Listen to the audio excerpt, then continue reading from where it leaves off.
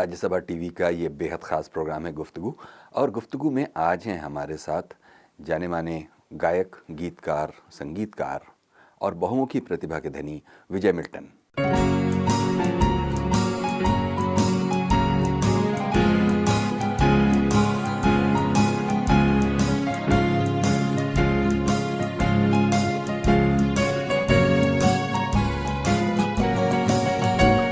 यहोवा का धन्यवाद, यहोवा का धन्यवाद, जिसने रची है ये सारी सृष्टि, उसी का हो धन्यवाद। रेजिनाल्ड विजय मिल्टन। धन्यवाद। बहुमुखी प्रतिभा के धनी विजय मिल्टन दिल्ली विश्वविद्यालय के विजयनगर इलाके में 5 मई 1968 को जन्मे। उनके पिता चर्च ऑर्गन के कुशल वादक और गिटारिस्ट थे। घर से मिले संगीत के प्रभाव को विजय मिल्टन ने बखूबी आगे बढ़ाया और धीरे धीरे अनेक वाद्यों पर महारत हासिल की।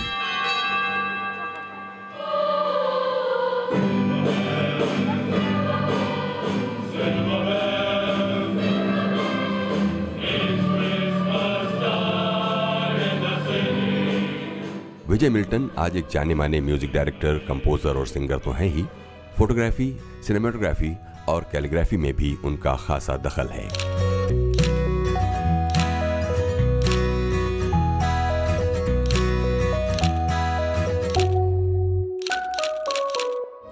मेरा जीना, मेरा मरना इन्हीं पलकों के तले। संगीत रचने के बदलते परिवेश में जब इलेक्ट्रॉनिक सुविधाओं का आगमन हुआ तो विजय मिल्टन ने उनका बखूबी इस्तेमाल शुरू किया और इस नए माहौल में रच बस गए।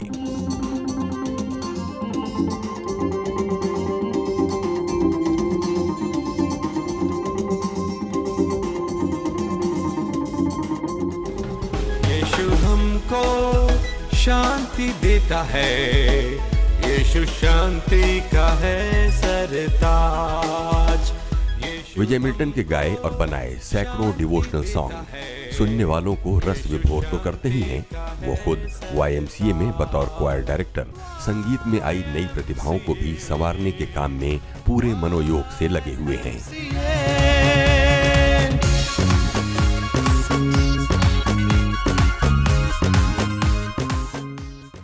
बहुत बहुत स्वागत है विजय जी। हमको बताइए, जो संगीत को बनाने का ये जो बिल्कुल नया चलन पिछले करीब 20 वर्षों से हम लोगों के यहाँ बहुत तेज़ी से उभर कर सामने आया, उसने जो पुराना संगीत बनता था जिस तरह, उसका पूरा सीन बदल दिया। यानी कि पहले संगीत बनाने में एक से ज़्यादा लोगों की ज़रूरत पड़ती थी। कई बार तो कई म्यूजिशियंस अगर साथ में बैठे तो 10-15 और 20-25 भी हो जाया करते थे। लेकिन आज शायद एक आदमी भी उस काम को कर सकता है जिस काम को पहले एक समूह में किया जाता था। बिल्कुल। ये जो सीन बदला है इसके बारे में बताइए। ये सीन ऐसे बदला कि पहले क्या होता था, जैसे आपको कोई गाना कंपोज करना है, बनाना है, तो अलग अलग उसके पड़ाव होते थे। गाना आपका बन जाता है, धुन तैयार हो जाती है। जब उसको रिकॉर्ड करना है तो जिसको म्यूज़िक अरेंजमेंट कहते हैं, उसके लिए आपको डिफरेंट केबिन्स चाहिए होते थे। एक केबिन की आवाज़ दूसरे केबिन में ना आए, या एक पूरे हॉल में आपने वायलिनिस्ट को बिठा दिया है तो वायलिन्स अलग हो गए, चाहे वो 100, 50, 150 वायलिनिस्ट है, बड़े बड़े जो रिकॉर्डिंग्स पे यूज़ होते थे। इनमें होता क्या था कि जब मान लीजिए 100 लोग इंस्ट्रूमेंटेशन कर रहे हैं और मशीन तो है नहीं, चाहे कितने ही माहिर सही, कोई ना कोई एक आध गलती कर देता था। तो वो गलती करने की वजह से क्या होता था, पूरी रिकॉर्डिंग आपकी ख़राब हो जाती थी। अब आप दोबारा उसको रीटेक कर रहे हैं, सिर्फ उतना पार्ट, क्योंकि पैच वर्क नहीं होता था, वो 2 ट्रैक पे या 1 ट्रैक के ऊपर पूरी रिकॉर्डिंग होती थी, स्पूल्स पे रिकॉर्डिंग होती थी, आपको सारा दोबारा करना पड़ता था। फिर कंप्यूटराइजेशन आया तो उसमें हुआ कि यही रिकॉर्डिंग जो है 2 ट्रैक और 4 ट्रैक्स के ऊपर आ गई। तो जब ये 2-4 ट्रैक्स के ऊपर आ गई, वहाँ इसको बढ़ाते गए फ़ौरन में, इसको 4 से 8 ट्रैक, 8 से 16 ट्रैक, और बड़े एडवर्टीजमेंट्स आने लगे कि अब आपकी रिकॉर्डिंग जो है मल्टी ट्रैक होनी शुरू हो गई है। जब ये शुरू हुई, इसी के साथ में मिडी, म्यूज़िकल इंस्ट्रूमेंट डाटा इंटरफेस जो है वो भी इंट्रोड्यूस हुआ।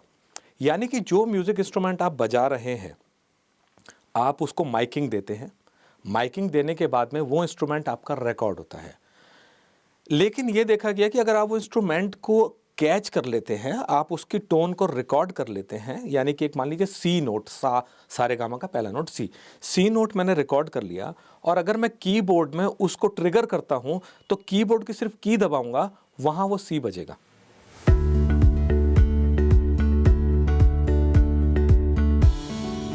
जो मैं आपसे बात कर रहा था सैम्पलिंग की, वो एक बड़ा अनोखा मॉड्यूल है आजकल के सॉफ्टवेयर्स में कि आप उसमें सैंपल कर सकते हैं, यानी कि मैं मुंह से कुछ बोलूंगा और वो सैंपल हो जाएगा, और फिर उसको मैं सुर में ढाल करके I can play with it. सीटी बजाऊंगा मैं, या मैं कोई वर्ड भी बोल सकता हूं मैं, जैसे RSTV, तो RSTV इसमें सैंपल होकर वो कीबोर्ड पे आ जाएगा। न्यू सैंपल RSTV, ये मैंने बोला, इसको हल्का सा एडिट किया, ये मेरे पास RSTV. ये मेरे पास है। RSTV. इसको हम कहीं म्यूजिक में यूज कर सकते हैं, कहीं यूज करते हैं। सेम वे हम किसी म्यूजिकल इंस्ट्रूमेंट को भी, अगर आपके पास नहीं, एक बार सैंपल कराएंगे, वो हमारे पास सैंपल हो गया, हम उसको यूज कर सकते हैं। फॉर एग्जांपल मैं विसल की बात करता हूं, ये मैंने विसल पे आई, ये हल्की सी मैंने कट एडिट करके रख ली। अब इस पे even I can play song also.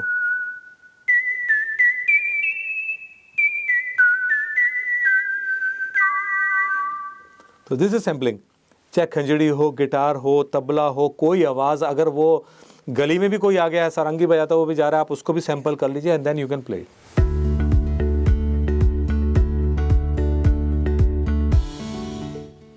इसी पैटर्न को ला करके मिडी इंस्ट्रूमेंटेशन जो है वो कीबोर्ड्स में, ड्रम्स में आना शुरू हो गया। उन इंस्ट्रूमेंट्स को सैंपल कर लिया गया, सैंपल मींस उसको रिकॉर्ड करा, एक एक नोट को, उन नोट्स को इन कीबोर्ड्स में, इन इंस्ट्रूमेंटेशंस में रख दिया गया। इन इंस्ट्रूमेंट्स में रखने के बाद में जब आपने प्ले किया तो वो बजने लगा। जब बजने लगा तो जो कंप्यूटर में जो रिकॉर्डिंग का जो स्पेस लेता था वो स्पेस भी कम हो गया, क्योंकि अब आपकी ऑडियो रिकॉर्डिंग नहीं हो रही है, ओनली सिग्नल जा रहा है वहाँ पे।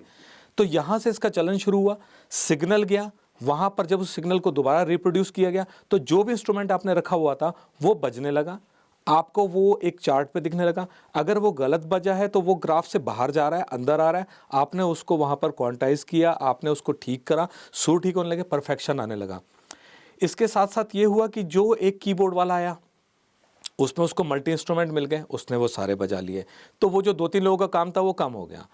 फिर एक दौर ऐसा आया, इनफैक्ट यहाँ भी ढोलक तबले वाले आया करते थे, और ये मान के चलिए कि पूरा ऑटो या टैक्सी पूरा भरा होता था, डिफरेंट टोन्स के तबले, ढोलक है, वो सब होता था, एक केबिन में बिठाया जाता था और फिर वो बजाते थे। इनफैक्ट हमने भी ये शुरू किया कि हमने उनका ढोलक तबला सैंपल कर लिया, क्योंकि रिदम जो होती है वो एक ही पैटर्न आपको बार बार सुनाई देता है। तो इसका मतलब ये हुआ कि आपको पूरा गाना तो रिकॉर्ड करना नहीं है, आपको सिर्फ एक उसका पार्ट रिकॉर्ड करना है और बाकी वो सारा है। इसमें आया लूप सिस्टम। तो ये लूप सिस्टम आने से क्या हुआ, वो जो रिकॉर्डिंग का काम था, जब आपको रिदम मिल गई, आपको म्यूजिकल इंस्ट्रूमेंट्स मिल गए, उसमें आपने उन सबको क्लब करके जब कंप्यूटर पे डाला तो वो जो काम था बहुत सारे साजिंदों का, वो सारा निकल करके एक कंप्यूटर में सीमित हो गया। अब ये जो बात आपने कही है इसको हम थोड़ा समझना भी चाहेंगे कि कैसे आप इसको करते हैं, या कंप्यूटर के ज़रिए इसको, ये जो सारा ब्यौरा आपने दिया उसको हम थोड़ा देखना भी चाहेंगे। ज़रूर, तो ज़रूर। अभी आप हमको उसको ठीक है, दिखाइए। मैं अभी आपको दिखाता हूँ ये कैसे होता है।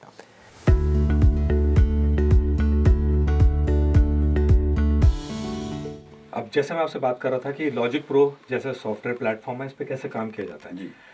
ये पूरा लूप बैंक है जिसमें बड़े बड़े म्यूजिशियंस के द्वारा बजाए हुए छोटे छोटे लूप्स हैं। ये वाला पूरा हिस्सा, इसमें आपकी जैसे कैटेगरी है आप ले सकते हैं।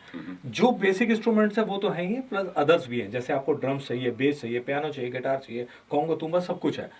और एक एज ए लेमैन भी, अगर आप भी चाहें, आप उठा के इनको रख दीजिए, देखिए एक संगीत तैयार हो जाएगा। अच्छा, ये मैं आपको, आप करना चाहेंगे? हाँ जरूर, क्यों नहीं। ठीक है, यहाँ से बीट्स में जाइए। पहले मैं बीट्स में जाऊँ। जी, नीचे आओ, ये बीट्स, ये बीट्स आ गई। कोई एक बीट उठा के यहाँ रख दीजिए, drag and drop.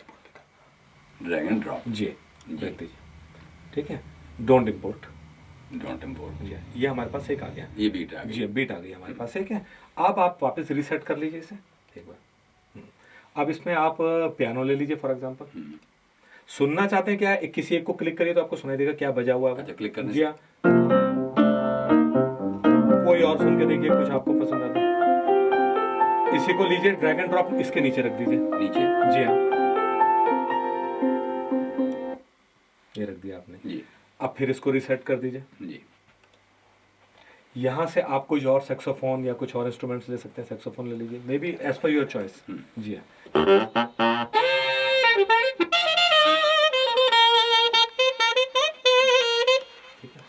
May be आप आगे भी रख सकते हैं, पीछे भी, क्योंकि है। और जैसे इस की पे आएंगे आप, थोड़ा सा ऊपर आइए, एक लूप है, इसको पकड़ के ड्रैग कर लीजिए कि आपको वो रिदम कहाँ तक चाहिए, और ले जाइए ले जाइए ले जाइए ले। अब कोई और इंस्ट्रूमेंट रीसेट करके एक और लगा लीजिए आप। ये ठीक है, एकदम आते जाइए, कहीं भी रख के इसको भी आप लूप पूरा ले सकते हैं ताकि वो पूरे में सुनाई देता है। अच्छा, आपको अच्छा। Same way. जी हाँ, माशाल्लाह बहुत बढ़िया काम कर रहे हैं आप। गुरु हो तो आप जैसा। क्या अब इसको कर्सर को यहाँ रखेंगे 3 नंबर पे। हाँ जी हाँ, और प्ले कर देंगे इसको।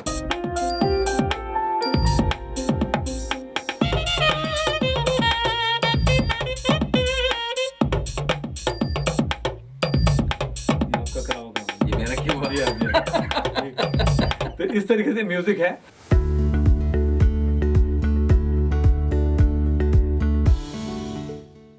तो ये जो बदला हुआ सीन है विजय जी, अब इसमें अच्छे बुरे पर ना जाएं कि कोई वैल्यू जजमेंटल ना हो कि पहले वाला अच्छा था कि ये वाला अच्छा है। इस पर ज़रूर बात कर सकते हैं कि वो कौन सी ऐसी लिमिटेशंस रही होंगी पुराने म्यूज़िक मैन्युफैक्चरिंग सिनेरियो में जो इस नई फैसिलिटी ने, टेक्निक के जो नए इंटरफेस ने हमको दी है। ये जो नया एनवायरनमेंट है उसमें कौन सी अच्छाइयाँ आप देख पाते हैं? अच्छाइयाँ तो बहुत ज़्यादा हैं इसमें। लिमिटेशन की अगर मैं बात करूं तो वो ये है कि जो आप हरकतें करते हैं प्लेइंग के टाइम में, सैक्सोफोन में, गिटार में, पियानो में, उसका लिमिटेशन अभी भी है। जो आप वायलिन में करते हैं, जो आप अपने हाथों से हरकतें करते हैं, जो आप ब्लोइंग इंस्ट्रूमेंट में आप ब्लो करते हुए हरकतें करते हैं, उसका लिमिटेशन अभी है। और अच्छे जो संगीत जानने वाले हैं वो सुन के बता देते हैं कि इलेक्ट्रॉनिक म्यूज़िक है या अकॉस्टिक म्यूज़िक नहीं है। लेकिन जो प्लस पॉइंट है वो ये है कि बहुत हैंडी हुआ है, आपका बहुत शॉर्ट टाइम में काम होने लगा है। आपको मान लीजिए अगर 10 साजिंदे हैं और एक का टाइम नहीं मिल पा रहा है तो आपका पूरी रिकॉर्डिंग रुका रहता था। अब ऐसा नहीं है, आपने 9 कर लिए हैं, आपका गाना रेडी हो गया, आपने वोकलिस्ट से वोकल भरवा लिया और वो जब उनके पास टाइम है वो आकर अपने डब कर सकते हैं। और जो मल्टी केबिन सिस्टम था वो ख़त्म हो गया, ऑलमोस्ट ना के बराबर हो गया है। अब एक ही जगह पर एक ही स्टूडियो में आप मल्टी ट्रैक है, आप पहले के ट्रैक सुन लीजिए, एक नया ट्रैक ऐड ऑन कर लीजिए, फिर वो सुन लीजिए, फिर एक ऐड और उसमें आप कर लीजिए। तो वो एक नयापन इसमें आया है। और सेकेंडली इसमें इंस्ट्रूमेंटेशन में जैसे मैंने बताया जो त्रुटियां होती थी, कमियां होती थी ना, वो अब ऑलमोस्ट ना के बराबर। जब कहते हैं ना कंप्यूटराइज रिकॉर्डिंग है, बिल्कुल परफेक्ट है, तो वो परफेक्शन आना शुरू हो गया है। हर इंस्ट्रूमेंट आपको क्लियर सुनाई देता है, जो कि पहले इतना क्लियर नहीं सुनाई देता था। जब मिक्सिंग करते थे तो कहीं ना कहीं एक इंस्ट्रूमेंट जो दब जाता था, वो कितनी मेहनत करी उसने बजाने वाले में, वो नहीं। तो ये एक नई चीज़ इसमें ज़रूर आई है कि आपको परफेक्शन मिलना शुरू हुआ है, एक स्टैंडर्ड बन गया है म्यूज़िक का। आपको जो बेस होता था, जो लोअर फ्रिक्वेंसी हम जिसे कहते हैं, ये ना के बराबर थी, ये अब आनी शुरू हो गई है, जो यूथ के लिए तो खैर बहुत ही बढ़िया है। और लोअर फ्रिक्वेंसी आने से उसको इक्वलाइज कैसे करना है वो सब कंप्यूटर पे आया है, इसके अंदर टेम्पलेट्स आए हैं। तो ये सब आने से सबसे अच्छा काम जो हुआ है वो ये है कि एक बहुत खूबसूरत म्यूज़िक अब मिलना शुरू हो गया। लेकिन जहाँ तक सिंगिंग की बात करें, जो सिंगिंग कैलिबर की, कैपेसिटी की, और जो उसमें रेंज और वेरिएशन की बात करें, क्योंकि एक गायक के सामने ये एक सुविधा मौजूद होती है कि वो कहीं पर कमज़ोर भी पड़े या कहीं बेसुरा भी हो तो भी मशीन उसको सुर में ला देगी। ऐसा करने से गायक के सामने जो नए नए चैलेंजेस लेने का एक जज्बा होता था वो भी क्या कम नहीं हुआ है, आपको लगता? वो कम हुआ, रिकॉर्डिंग लाइन में तो हुआ है, लेकिन जहां लाइव परफॉर्मेंस की बात होती है, क्योंकि वो भी एक चैलेंज है। आज मेरे पास एक सिंगर आता है, मैं उसको यहाँ पर ठीक कर देता हूँ और मान लीजिए वो हिट हो गया। अब वर्ल्ड वाइड उसका जो है म्यूजिक एल्बम हिट हो गया है, अब उसको क्या करना है, अब उसे स्टेज परफॉर्मेंस देनी है। अगर उसने अपने आप को प्रिपेयर नहीं करा है उस चीज़ के लिए तो वो स्टेज परफॉर्मेंस में फेल हो जाएगा। फेल हो जाएगा, उसको शोज़ मिलने कम हो जाएंगे, उसकी रेपो कम हो जाएगी, उसकी जो फ़ैन फॉलोइंग है वो कम हो जाएगी। तो उसको मेहनत तो अब भी करनी है। ये ज़रूर है कि हम अगर ऑडियो रिकॉर्डिंग में परफेक्शन देते हैं तो वो सॉफ्टवेयर की मदद से सारे काम हो जाते हैं आज की डेट में। आप उसका सुर खराब है, सुर ठीक हो जाएगा, कहीं उसने गलत गाया है, टाइमिंग में नहीं गाया, वो टाइमिंग भी बिल्कुल ठीक हो जाएंगे। लेकिन वो जो प्रिपरेशन वाली बात है, ऐसा नहीं है। ये ज़रूर है कि आजकल हर इंसान जो है वो ये सोचता है कि अगर ये गा सकता है, वो गा सकता है, तो मैं भी गा सकता हूँ कंप्यूटर की मदद से, तो वो एक गायकी तक रह जाएगा, परफॉर्मर के लेवल पे नहीं आ पाएगा। अगर आप देखिएगा कि जो ह्यूमन सिंगिंग होती है, मैं सिंगिंग की बात अगर करूं तो उसमें एक नेचुरल ब्रीद के एरियाज होते जी हैं। हाँ, जी हाँ। लेकिन जब आप मशीन पर कोई काम कर रहे होते हैं तो उसमें आपके पास मैनिपुलेशन के लिए जगह होती है ठीक है। कि अगर कोई आदमी गाते गाते कहीं सांस ले रहा है तो आप उसको वहाँ से हटाकर, तो वो भी, लेकिन एक समय के बाद एक बहुत मैकेनिकल रेंडरिंग लगने लग जाती है कि लग रहा है कि इंसान नहीं गा रहा है। वो कैसा, ऐसा इंसान कौन हो सकता है जो गाए तो सही लेकिन बीच में सांस ना ले। जी हाँ, जी हाँ। इस पर आपका क्या टेक है? गाना आया था महादेवन साहब का ब्रेथलेस, यही काम हुआ था उसके अंदर। और जब वही हुआ, जब स्टेज परफॉर्मेंस की बात आई तो आप नहीं कर सकते, क्योंकि आपको सांस तो लेना ही लेना है उसमें। कुछ हद तक वो एक एक्सपेरिमेंटल बेसिस पे गाना बहुत अच्छा है, बट आप वो ट्रीटमेंट सारे गानों को नहीं दे सकते। जैसे अगर आप बॉलीवुड में अरिजीत जी की सिंगिंग को सुने तो वहाँ उनकी सांस की आवाज़ को डाला जाता है एज ए इफेक्ट, वो बड़ा अच्छा लगता है सुनने में।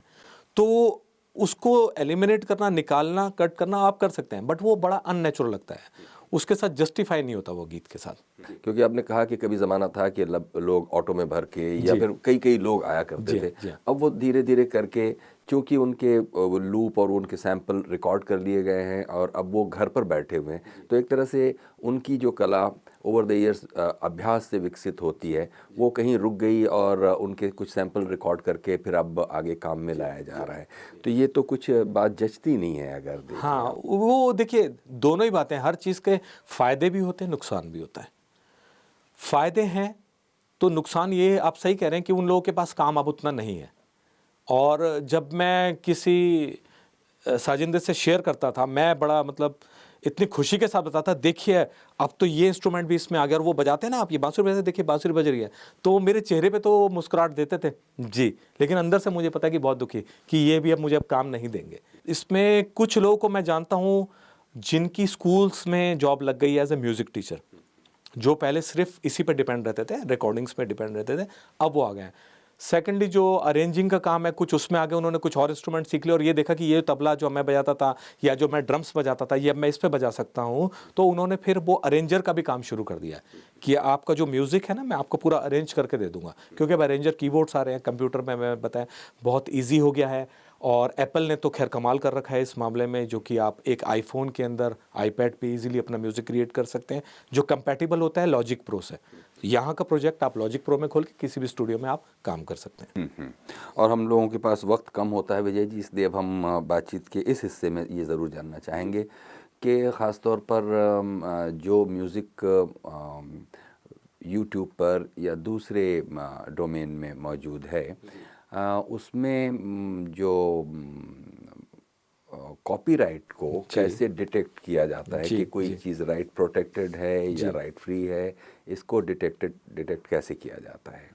ये सवाल बड़ा बहुत ही बेहतरीन सवाल है, और आपसे पहले नया ने कितने लाखों करोड़ों लोगों के दिमाग में भी आया, क्योंकि यूट्यूब ने ऐसा काम कर लिया है जो कि एक सपना था। एक एल्गोरिदम उन्होंने बनाई, डिस्क्लोज नहीं करी है, हाईली पेड जो इंजीनियर्स हैं, सॉफ्टवेयर इंजीनियर्स हैं, उनसे बनवाई है, जो बेसिकली काम क्या करती है, वो आपका अगर कंटेंट कॉपीराइटेड है, मेरी एक कंपनी के थ्रू एक ऑडियो निकल चुका है, उन्होंने अपना कॉपीराइटेड करा लिया, उसको बोलते हैं कंटेंट आईडी। अगर वो है, आप उस कंटेंट आईडी से रिलेटेड कोई भी गाना लगाता है अपना, तो उसमें 3 चीज़ें यूट्यूब आपको ऑप्शन देता है। पहला आपको बोलेगा इसको ब्लॉक कर दीजिए, दूसरा कहता है कि आप इसको यहाँ से हटा दीजिए, जैसे वीडियो ऑडियो है, ऑडियो आपका पकड़ा गया तो ऑडियो हटा लीजिए, बाकी वीडियो चले। और थर्ड ऑप्शन वो आपको ये देता है कि इसको मोनेटाइजिंग कर लीजिए, यानी कि इस पे ऐड चलेंगे, तो आप तो बड़े खुश हैं ऐड चलेंगे, लेकिन उसका पैसा जो कंटेंट आईडी जिसका है उसके पास जाएगा, आपको नहीं मिलेगा। तो ये सॉफ्टवेयर उन्होंने डेवलप किया है जो कि पर्टिकुलर इतने छोटे पोर्शन में काम करता है कि लोगों ने बहुत कोशिश करी इसमें। लोगों ने क्या किया, इसकी पिच चेंज कर दी किसी गाने की, उसको फ्लिप कर दिया, उसको मिररिंग कर दिया, उल्टा कर दिया गाने को, वीडियो को और उसके स्केल चेंज कर दिए, उसका टेम्पो ख़राब कर दिया, लगाया, यूट्यूब ने फिर भी पकड़ लिया उसे। ये मैं फॉरेनर्स की बता रहा हूँ, उन्होंने बहुत एक्सपेरिमेंट किए इस चीज़ के ऊपर, लेकिन नहीं समझ पाए कि यूट्यूब ऐसा कौन सा एल्गोरिदम यूज़ कर रहा है जो किसी भी रूप में उसको पकड़ लेता है। तो वो तो एक मिस्ट्री समझिए आप उसको, या उनका अपना ट्रेड सीक्रेट है जिसको वो तो अभी नहीं बताएंगे किसी और को। लेकिन आने वाले टाइम में ये चीज़ जो है, जो म्यूजिशियंस हैं उनके लिए बहुत अच्छी साबित हो रही है। अभी क्या हुआ था पीछे, जैसे डॉक्यूमेंट्री के पीछे आपको म्यूज़िक चाहिए, आप गए, किसी का भी बना हुआ म्यूज़िक यूट्यूब पे इंटरनेट से इजीली मिल जाता है, आपने डाउनलोड किया और लगा लिया। अब वो पकड़ में आने लगा है। जब वो पकड़ में आने लगा है तो आपकी वो फिल्म बेकार हो जाती है, और आपने किसी बड़ी कंपनी के लिए आपने कोई फिल्म बनाई है, अब आप उसको यूज़ नहीं कर सकते, और आपकी हो सकता है पेमेंट भी रुक जाए उसमें, आप ब्लैक लिस्टेड भी हो सकते हैं। तो वो जो म्यूजिशियंस थे जो म्यूज़िक बनाने का काम करते थे, बड़े हताश हो गए थे, अब तो सारा म्यूज़िक स्टॉक म्यूज़िक मिल जाता है, उनको काम मिलने लगा।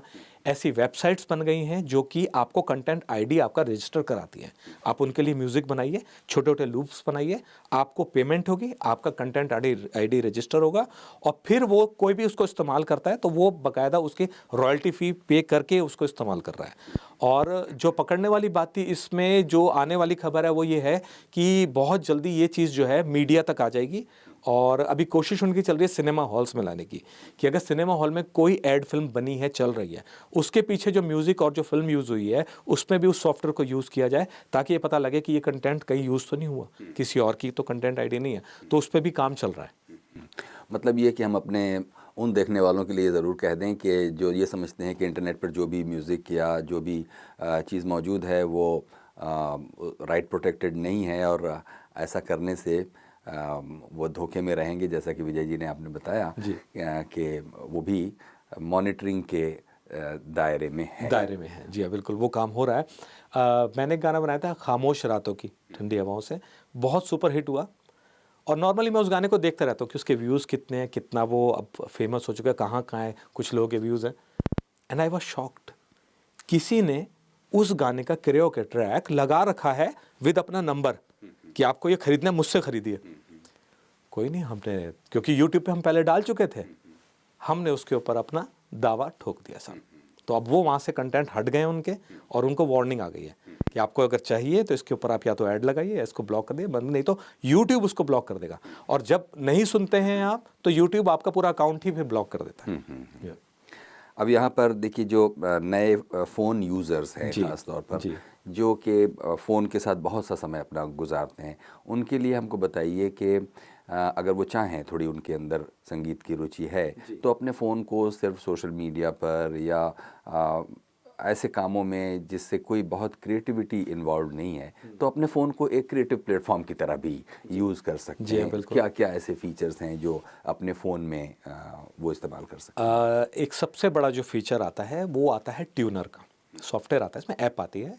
ट्यूनर का मतलब ये है कि अगर आप संगीत से रिलेटेड हैं तो आप अपना वोकल को देख सकते हैं, आप कितना एक्यूरेट गा रहे हैं। तो अगर आप रियाज़ करें तो आपके स्ट्रेट लाइन आ रही है, वो आपका मीटर चल रहा है, या एलईडीज़ में आपको दिखाएगा वो। एक ये आप सॉफ्टवेयर डाल के रख सकते हैं जिसमें आप रिहर्सल कर सकते हैं, अपने वोकल्स को सुधार सकते हैं। सेकेंडली, अगर आपको वॉइस ओवर का शौक़ है तो आप इसमें रिकॉर्डिंग का आता है, ऑडियो रिकॉर्डिंग, वेव रिकॉर्डिंग, आप वो सॉफ्टवेयर डाल के रखिए, अपनी आपने रिकॉर्डिंग करी, आप अपने आप को सुनिए, उसको एनहेंस करिए, अच्छा लगता है कोई न्यूज़ बना करके आप जगह जगह दे सकते हैं। थर्ड आता है आपका इसमें कैमरे में आप स्टिल अपने वीडियोस करिए, उसको अब एडिटिंग के भी सॉफ्टवेयर्स आने लगे हैं, आप उसको एनहेंस करके ठीक करके आप पब्लिक के सामने ला सकते हैं, प्लेटफॉर्म है आपके पास में। सबसे बड़ी जो चीज़ आई है वो आई है आईफोन्स के अंदर गैराज बैंड। और गैराज बैंड में अगर आपको बोलूँ तो जैसे सोनार बताया मैंने आपको, न्यूएंडो हुआ है, लॉजिक प्रो है, तो लॉजिक प्रो का एक हैंडी टूल दे दिया है इन्होंने। आप बिलीव मी, अगर मैं कहूँ सब कुछ तो शायद मतलब गलत नहीं होगा, you can do everything in it. आप इसमें म्यूजिक बजा सकते हैं,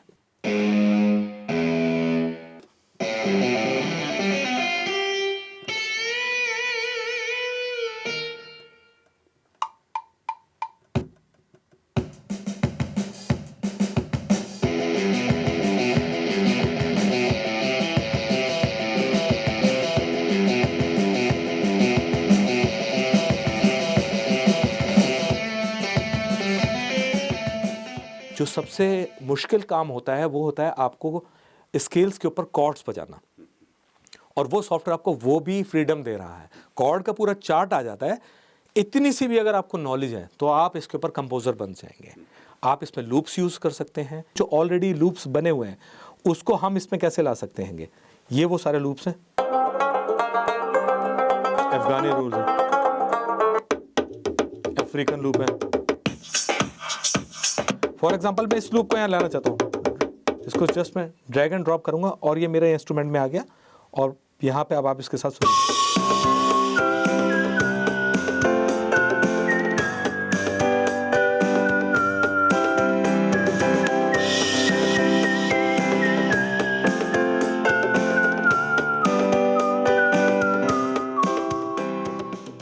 तो ये कुछ ऐसे सॉफ्टवेयर हैं जो कि बहुत अच्छे इस पे काम कर रहे हैं। अगर आप म्यूज़िक लवर हैं तो गैराज बैंड आप यूज़ कर सकते हैं, और अभी कल ही उसका एक अपडेट आया है जिसमें उन्होंने नए सिंथेसाइजर्स ऐड ऑन करे हैं, तो आपको नई नई और आवाज़ें मिल जाएंगी इसमें। और बिल्कुल आखिर में विजय जी, चूँकि आप एक संस्थान में ऐसा काम भी करते हैं जिसमें इस तरह के क्रिएटिव लोगों के साथ आपका रोज़ सुबह से शाम तक का आना मिलना जुलना होता है, जो नई जनरेशन में जो लोग ये गैजेट्स इस्तेमाल कर रहे हैं वो क्रिएटिविटी को लेकर उनके अंदर क्या ग्राफ या क्या लेवल ऑफ इन्वॉल्वमेंट है, आप क्या सोचते हैं?